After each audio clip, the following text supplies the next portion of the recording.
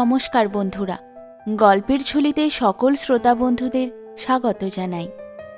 আজ আপনাদের জন্য গল্পের ঝুলিতে রয়েছে বঙ্কিমচন্দ্র চট্টোপাধ্যায়ের লেখা ইন্দিরা দ্বিতীয় পর্ব। যদি প্রথম পর্বটি এখনও না শুনে থাকেন তাহলে ডেসক্রিপশনে লিংক দিয়ে দিয়েছি, সেখান থেকে গিয়ে শুনে নিতে পারেন। গল্প পাঠে আমি তৃষিতা। তাহলে চলুন শুনে নেওয়া যাক আজকের পর্ব। আমি গঙ্গা কখনো দেখি নাই, এখন গঙ্গা দেখিয়া আহ্লাদে প্রাণ ভরিয়া গেল। আমার এত দুঃখ মুহূর্তের জন্য সব ভুলিলাম। গঙ্গার প্রশস্ত হৃদয়, তাহাতে ছোট ছোট ঢেউ, ছোট ঢেউয়ের উপর রৌদ্রের চিকিমিকি। যত দূর চক্ষু যায় তত দূর জল জ্বলিতে জ্বলিতে ছুটিয়াছে। তীরে কুঞ্জের মতো সাজানো বৃক্ষের অনন্ত শ্রেণী। জলে কত রকমের কত নৌকা, জলের উপর দাঁড়ের শব্দ, দাঁড়ি মাঝির শব্দ, জলের উপর কোলাহল, তীরে ঘাটে ঘাটে কোলাহল। কত রকমের লোক কত রকমের স্নান করিতেছে। আবার কোথাও সাদা মেঘের মতো অসীম সৈকত ভূমি, তাতে কত প্রকারের পক্ষী কত শব্দ করিতেছে। গঙ্গা যথার্থ পুণ্যময়ী। অতৃপ্ত নয়নে কয়দিন দেখিতে দেখিতে আসিলাম। যেদিন কলিকাতায় পৌঁছিব তাহার পূর্বদিন সন্ধ্যার কিছু পূর্বে জোয়ার আসিল। নৌকার গেল না। একখানা ভদ্র গ্রামের একটা বাঁধা ঘাটের নিকট আমাদের নৌকা লাগাইয়া রাখিল। কত সুন্দর জিনিস দেখিলাম। জেলেরা মোচার খোলার মতো ডিঙ্গিতে মাছ ধরিতেছে দেখিলাম। ব্রাহ্মণ পণ্ডিত ঘাটের রানায় বসিয়া শাস্ত্রীয় বিচার করিতেছেন দেখিলাম। কত সুন্দরী বেশভূষা করিয়া জল লইতে আসিল। কেহ জল ফেলে, কেহ কলসি পুড়ে, কেহ আবার ঢালে, আবার পুড়ে, আর হাসে, কত গল্প করে, আবার ফেলে, আবার কলসি ভরে। দেখিয়া আমার প্রাচীন গীতটি মনে পড়িল। একা কাঁকে কুম্ভ করি, কলসিতে জল ভরি, জলের ভিতরে শ্যামরায়, কলসিতে দিতে ঢেউ, আর না দেখিলাম কেউ, পুনকানু জলেতে লুকায়। সেই দিন সেইখানে দুইটি মেয়ে দেখিয়াছিলাম, তাহাদের কখনো ভুলিব না। মেয়ে দুইটির বয়স 7-8 বৎসর। দেখিতে বেশ, তবে পরম সুন্দরীও নয়, কিন্তু সাজিয়াছিল ভালো। কানে দুল, হাতে আর গলায় একখানা গহনা, ফুল দিয়া খোঁপা বেরিয়াছে, রঙ্গ করা শিউলি ফুলে ছোবানো দুইখানি কালা পেরে কাপড় পরিয়াছে। পায়ে চারিগাছি করিয়া মল আছে, কাঁকালে ছোট ছোট দুইটি কলসি আছে। তাহারা ঘাটে রানায় নামিবার সময়ে জোয়ারের জলের একটা গান গাইতে গাইতে নামিল। গানটি মনে আছে, মিষ্ট লাগিয়াছিল, তাই এখানে লিখিলাম। একজন এক এক পদ গায়, আর একজন দ্বিতীয় পদ গায়। তাহাদের নাম শুনিলাম অমলা আর নির্মলা। প্রথমে গাইল অমলা।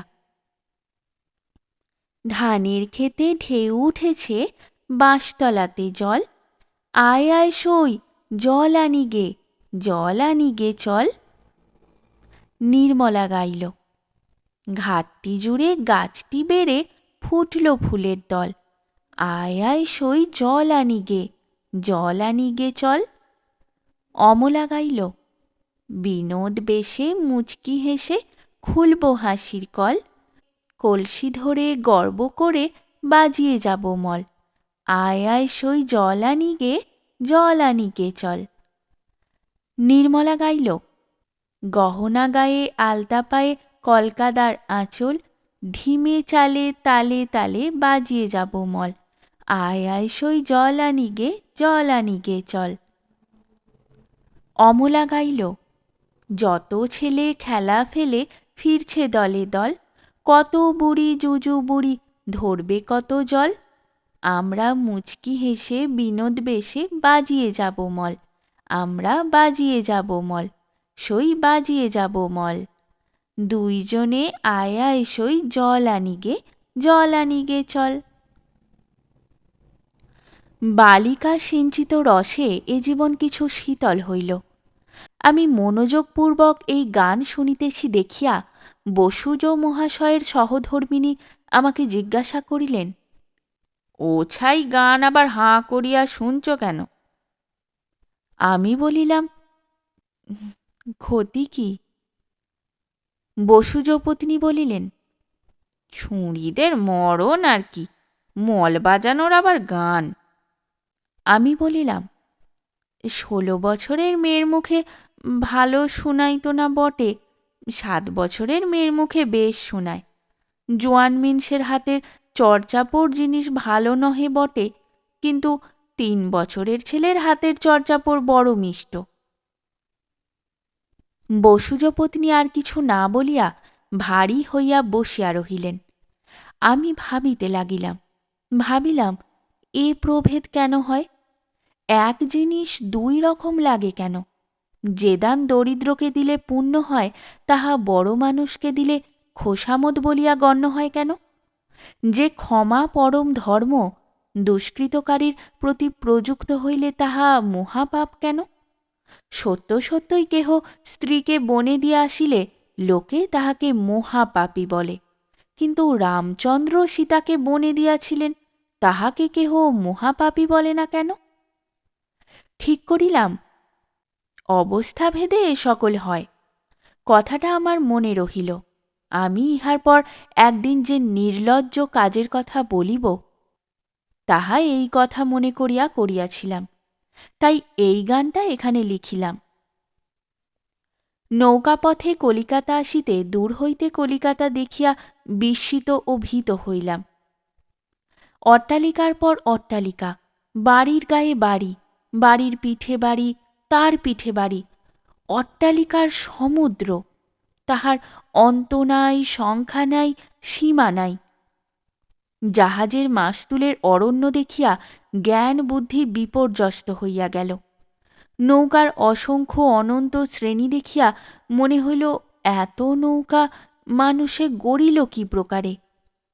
নিকটে আসিয়া দেখিলাম তীরবর্তী রাজপথে গাড়ি পালকি পিঁপড়ের সারির মতো চলিয়াছে। যাহারা হাঁটিয়া যাইতেছে তাহাদের সংখ্যার তো কথাই নাই। তখন মনে হইল, ইহার ভিতর খুড়াকে খুঁজিয়া বাহির করিব কি প্রকারে? নদী সৈকতের বালুকা রাশির ভিতর হইতে চেনা বালুকা কণাটি খুঁজিয়া বাহির করিব কি প্রকারে? কৃষ্ণদাসবাবু কলিকাতায় কালীঘাটে পূজা দিতে আসিয়াছিলেন। ভবানীপুরে বাসা করিলেন। আমাকে জিজ্ঞাসা করিলেন, তোমার খুড়ার বাড়ি কোথায়, কলিকাতায় না ভবানীপুরে? তাহা আমি জানিতাম না। জিজ্ঞাসা করিলেন, কলকাতায় কোন জায়গায় তাহার বাসা? তাহা আমি কিছুই জানিতাম না। আমি জানিতাম, যেমন মহেশপুর একখানি গণ্ডগ্রাম, কলিকাতা তেমনই একখানি গণ্ডগ্রাম মাত্র। একজন ভদ্রলোকের নাম করিলেই লোকে বলিয়া দিবে। এখন দেখিলাম যে কলিকাতা অনন্ত অট্টালিকার সমুদ্র বিশেষ। আমার জ্ঞাতি খুড়াকে সন্ধান করিবার কোনো উপায় দেখিলাম না। কৃষ্ণদাসবাবু আমার হইয়া অনেক সন্ধান করিলেন, কিন্তু কলিকাতায় একজন সামান্য গ্রাম্য লোকের ওরূপ সন্ধান করিলে কি হইবে? কৃষ্ণদাসবাবু কালীর পূজা দিয়া কাশী যাইবেন কল্পনা ছিল। পূজা দেওয়া হইল। এক্ষণে সপরিবারে কাশী যাইবার উদ্যোগ করিতে লাগিলেন। আমি কাঁদিতে লাগিলাম। তাহার পত্নী কহিলেন, তুমি আমার কথা শুনো, এখন কাহারও বাড়িতে দাসীপনা করো। আজ সুবি আসিবার কথা আছে, তাকে বলিয়া দিব, বাড়িতে তোমায় চাকরানি রাখিবে। আমি শুনিয়া আছড়াইয়া পড়িয়া কাঁদিতে লাগিলাম। শেষ কি কপালে দাসীপনা ছিল? আমার ঠোঁট কাটিয়া রক্ত পড়িতেছিল। কৃষ্ণদাসবাবুর দয়া হইলেও সন্দেহ নাই, কিন্তু তিনি বলিলেন, আমি কি করিব? সে কথা সত্য, তিনি কি করিবেন? আমার কপাল। আমি একটা ঘরের ভিতর গিয়া একটা কোণে পড়িয়া কাঁদিতে লাগিলাম। সন্ধ্যার অল্প পূর্বে কৃষ্ণদাসবাবুর গিন্নি আমাকে ডাকিলেন। আমি বাহির হইয়া তাহার কাছে গেলাম। তিনি বলিলেন, এই শুভ এয়েছে, তুমি যদি ওদের বাড়ি ঝি থাকো তবে বলিয়া দি। ঝি থাকিব না, না খাইয়া মরিব সে কথা তো স্থির করিয়াছি, কিন্তু এখনকার সে কথা নহে। এখন একবার শুভকে দেখিয়া লইলাম। শুভ শুনিয়া আমি ভাবিয়া রাখিয়াছিলাম যে সাহেব সুবাদরের একটা কি জিনিস। আমি তখন পাড়া গেয়ে মেয়ে, দেখিলাম তা নয়, একটি স্ত্রী লোক, দেখিবার মতো সামগ্রী। অনেক দিন এমন ভালো সামগ্রী কিছু দেখি নাই।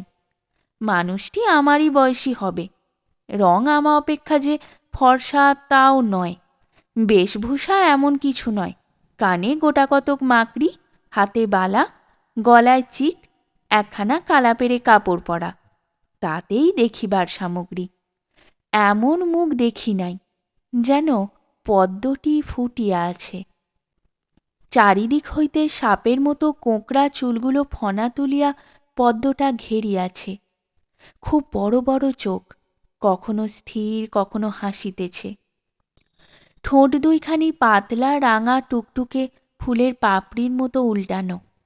মুখখানি ছোট, সব শুদ্ধ যেন ফুটন্ত ফুল।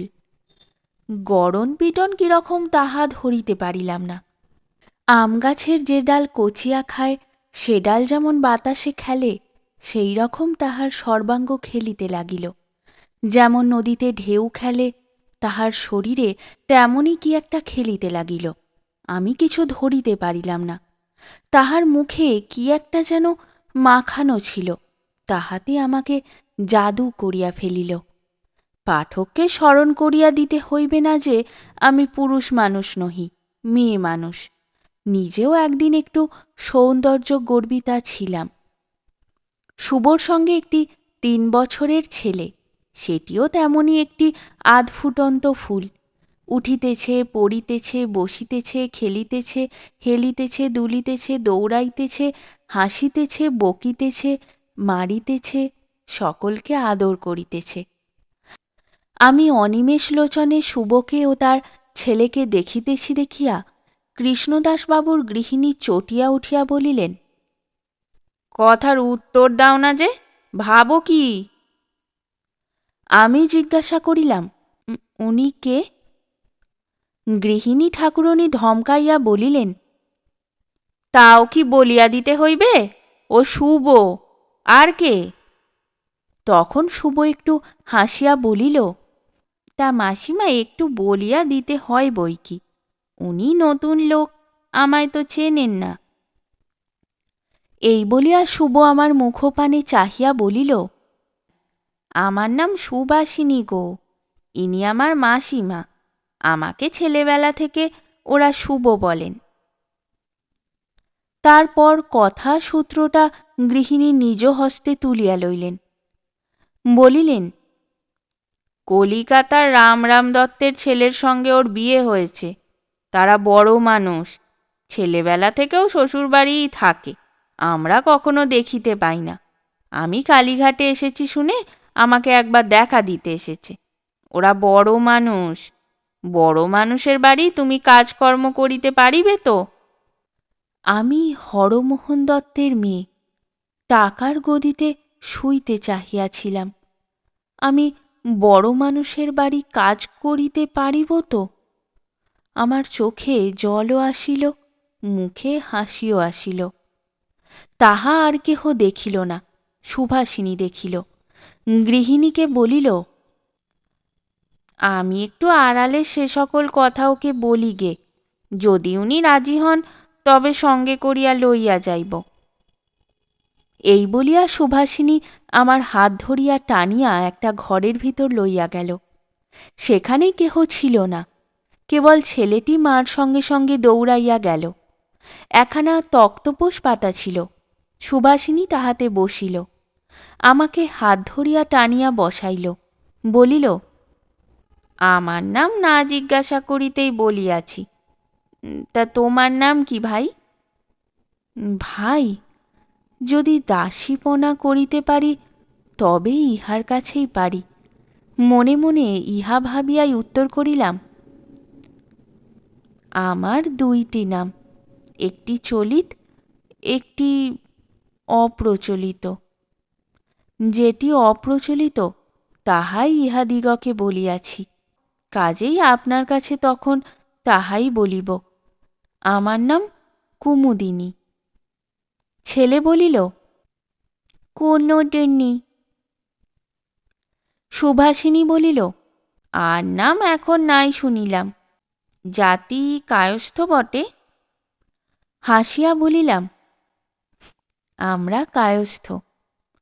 সুভাষিনী বলিল, কার মেয়ে কার বউ কোথায় বাড়ি তাহা এখন জিজ্ঞাসা করিব না, এখন যাহা বলিব তাহা শুনো।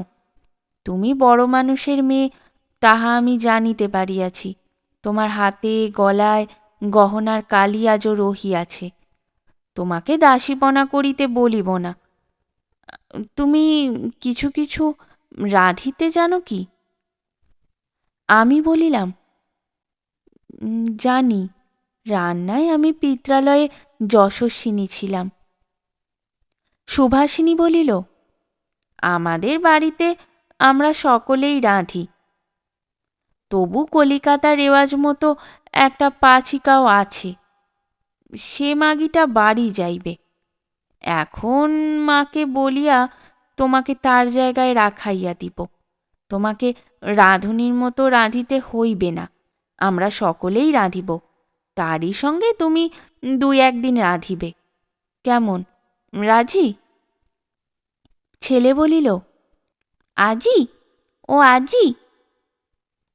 মা বলিল, তুই পাজি। ছেলে বলিল, আমি বাবু, বাবা পাজি। অমন কথা বলতে নেই বাবা। এই কথা ছেলেকে বলিয়া আমার মুখপানে চাহিয়া হাসিয়া সুভাষিনী বলিল, নিত্যই বলে। আমি বলিলাম, আপনার কাছে আমি দাসীপনা করিতেও রাজি। আপনি কেন বলো ভাই, বলো তো মাকে বলিও। সেই মাকে লইয়া একটু গোল আছে, তিনি একটু খিটখিটে, তাকে বশ করিয়া লইতে হইবে, তা তুমি পারিবে, আমি মানুষ চিনি। কেমন, রাজি? আমি বলিলাম, রাজি না হইয়া কি করি, আমার আর উপায় নাই। আমার চক্ষুতে আবার জল আসিল। সে বলিল, উপায় নাই কেন? ভাই, আমি আসল কথা ভুলিয়া গিয়াছি, আমি আসিতেছি।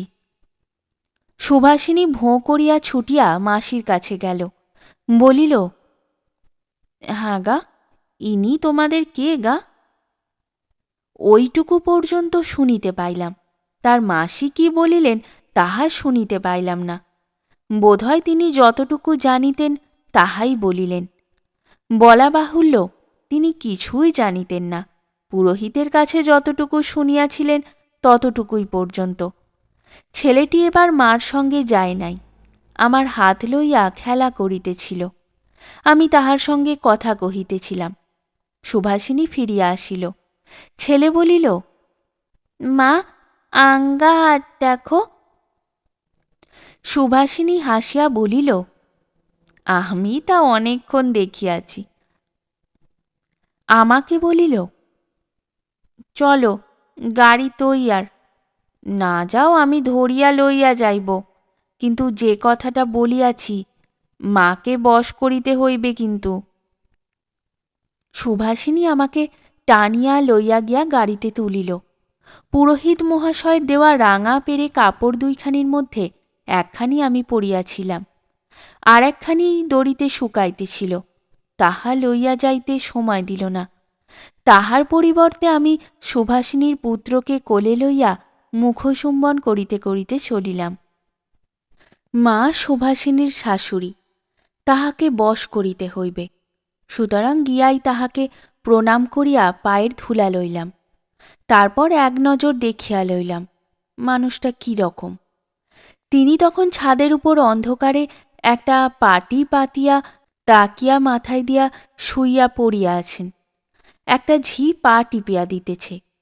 আমার বোধ হইল একটা লম্বা কালির বোতল গলায় গলায় কালি ভরা পাটির উপর কাত হইয়া পড়িয়া গিয়াছে। পাকা চুলগুলি বোতলটির টিনের ঢাকনির মতো শোভা পাইতেছে। অন্ধকারটা বাড়াইয়া তুলিয়াছে। আমাকে গৃহিণী ঠাকুরানী বধূকে জিজ্ঞাসা করিলেন, এটি কে? বধূ বলিল, তুমি একটা রাঁধুনি খুঁজিতেছিলে, তাই একে নিয়ে এসেছি। তা কোথায় পেলে? মাসিমা দিয়াছেন। বামন না কায়েত? কায়েত। আহ, তোমার মাসিমার পোড়া কপাল। কায়েতের মেয়ে নিয়ে কি হবে? একদিন বামনকে ভাত দিতে হলে কি দিব? রোজ তো আর বামনকে ভাত দিতে হবে না, যে কয়দিন চলে চলুক, তারপর বামনি পেলে রাখা যাবে। তা বামনের মেয়ের ঠেকার আমরা তাদের রান্নাঘরে গেলে হাঁড়িকুড়ি ফেলিয়া দেন, আবার পাতের প্রসাদ দিতে আসেন। কেন, আমরা কি মুচি? আমি মনে মনে সুভাষিনীকে ভূয়সী প্রশংসা করিলাম। কালি ভরা লম্বা বোতলটাকে সে মুঠোর ভিতর আনিতে জানে দেখিলাম। গৃহিণী বলিলেন, তা সত্যি বটে মা, ছোট লোকের এত অহংকার সওয়া যায় না। তা এখন দিন কত কায়েতের মেয়েই রেখে দেখি। মাইনে কত বলেছে? তা আমার সঙ্গে কোনো কথা হয় নাই। হায় রে কলিকালের মেয়ে, লোক রাখতে নিয়ে এসেছ, তার মাইনের কথা কও নাই? আমাকে গৃহিণী জিজ্ঞাসা করিলেন, কি নেবে তুমি? আমি বলিলাম, যখন আপনাদের আশ্রয় নিতে এসেছি, তখন যা দেবেন তাই নিব। তা বামনের মেয়েকে কিছু বেশি দিতে হয় বটে, কিন্তু তুমি তো কায়েতের মেয়ে, 3 টাকা মাসে, আর খোরাক পোশাক দিব। আমার একটু পাইলেই যথেষ্ট, সুতরাং তাহাতে সম্মত হইলাম। বলা বাহুল্য যে মাইনা লইতে হইবে, এই শুনিয়াই প্রাণ কাঁদিয়া উঠিল। আমি বলিলাম, তাই দিবেন। মনে করিলাম গোল মিটিল, কিন্তু তাহা নহে। লম্বা বোতলটায় কালি অনেক। তিনি বলিলেন, তোমার বয়স কি গা? অন্ধকারে বয়স ঠাওর পাইতেছি না, কিন্তু গলাটা ছেলে মানুষের মতো বোধ হইতেছে। আমি বলিলাম, বয়স এই 19-20। তবে বাছা অন্যত্র কাজের চেষ্টা দেখো গিয়ে, যাও, আমি সমস্ত লোক রাখি না।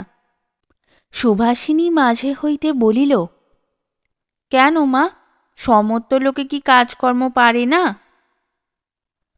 দূর বেটি, পাগলের মেয়ে, সমস্ত লোক কি লোক ভালো হয়? সে কি মা, দেশশুদ্ধ সব সমস্ত লোক কি মন্দ? তা নাই হলো, তবে ছোট লোক যারা খেটে খায়, তারা কি ভালো? এবার কান্না রাখিতে পারিলাম না, কাঁদিয়া উঠিয়া গেলাম। কালির বোতলটা পুত্রবধূকে জিজ্ঞাসা করিল, ছুরি চলল নাকি? সুভাষিনী বলিল, বোধ হয়।